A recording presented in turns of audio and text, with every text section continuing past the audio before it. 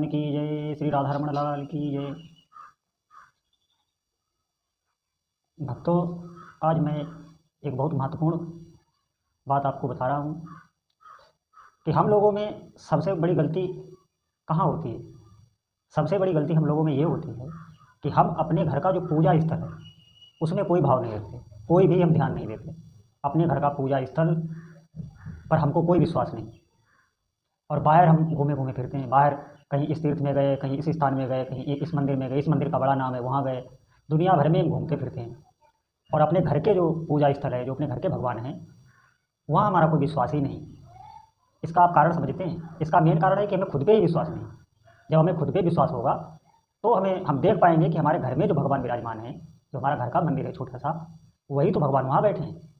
आप हमारी बात मानिए, आप घर के अपने जो आपका जो घर का पूजा स्थल है, आप उस पर विशेष ध्यान दीजिए। आप उसकी सजावट कीजिए, उसकी साफ़ सफाई करिए और वहीं पर अपनी पूजा आराधना कीजिए। उससे आपका घर के वातावरण सही होगा। बाहर जो आप जाते हैं तीर्थों में, बड़े बड़े मंदिरों में, वहाँ पे आप दान दक्षिणा करके आते हैं। हमारी एक बात समझ लीजिए, इन मंदिरों में बहुत पैसा है। बाहर जो मंदिर में आप जाते हैं, बड़े बड़े मठों में जाते हैं, उन मंदिरों में करोड़ों रुपया, अरबों रुपया भरा पड़ा हुआ है। वहाँ की संपत्ति जो है उसका पता ही नहीं चलता क्या होता है। हमारे देश में जो ये गायों की दुर्दशा है, जगह जगह आपने देखा होगा, गाय भूख से मर रही हैं। गायों को इतनी पीड़ा है, मैं बता नहीं सकता। इस समय जो है निरी गाय मर रही है, बहुत लाखों की संख्या में भूख से गाय मर रही है। क्या ये लोग क्या ये लोग गायों के लिए कुछ दान नहीं दे सकते?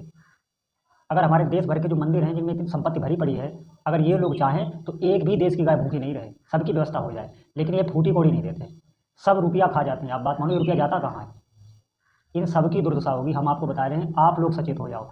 जो आपके घर में ठाकुर जी हैं वही इन मंदिरों में बैठे हुए हैं। आप अपने घर के ठाकुर में भाव दीजिए, आप नाम को पकड़िए। नाम जप करते हुए आप अपने घर के ठाकुर जी की सेवा कीजिए, घर के मंदिर की सेवा कीजिए, उसकी सजावट कीजिए जो वो देखने में बहुत ही अच्छा लगे।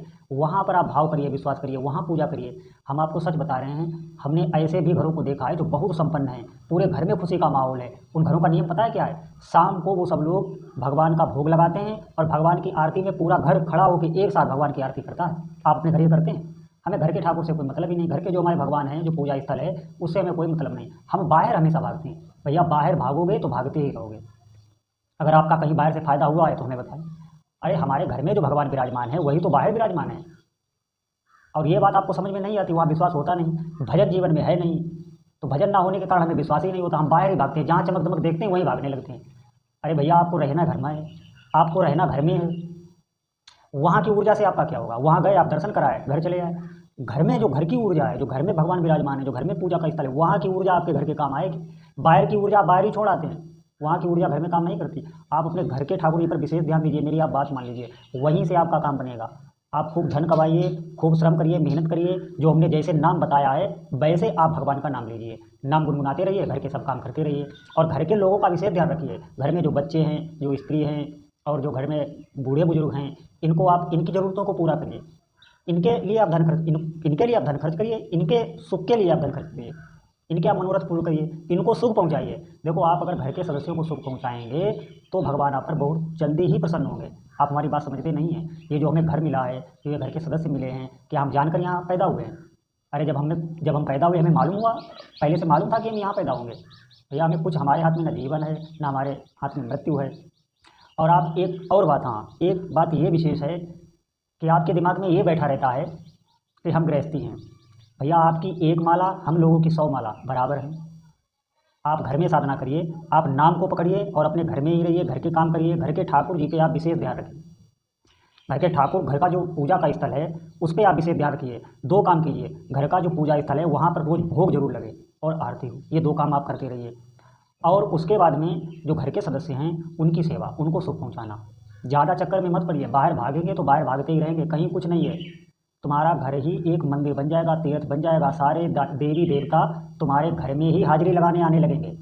आप मेरी ये बात मानिए, आप जो है अपने घर में ही रहकर भजन करें, आपको वही मिलेगा जो एक बहुत बड़े तपस्वी को मिलता है। वही आपके हृदय की स्थिति हो जाएगी। साधु खुद आपके दर्शन करने आएंगे। हमारी बात मानिए, आप में वो सामर्थ्य है जो आप नहीं जानते। आप भजन करिए, तब आपके समझ में आएगा कि हम हैं क्या।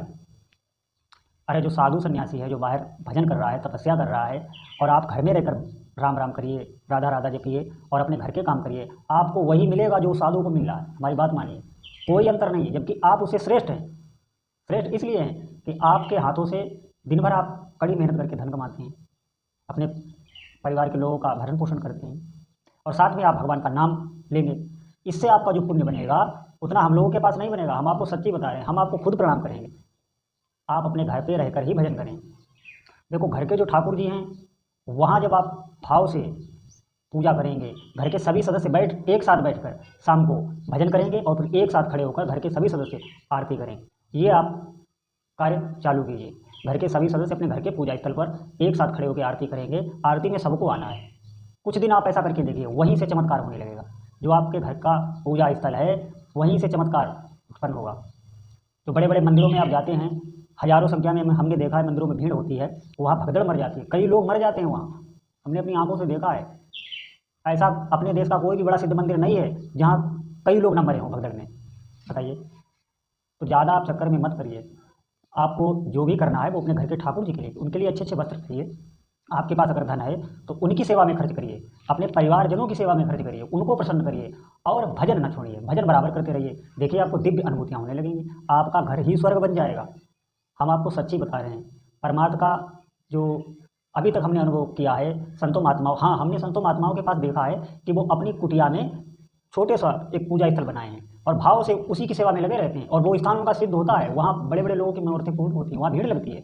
अब बताइए, आप जब आप घर में अपना पूजा स्थल एक बनाइए अच्छा सा, उस पूजा स्थल का श्रृंगार करिए, वहाँ रोज़ भोग धराइए, रोज़ आरती होगी, रोज़ जाप करिए, पाठ करिए, नाम लेखन करिए।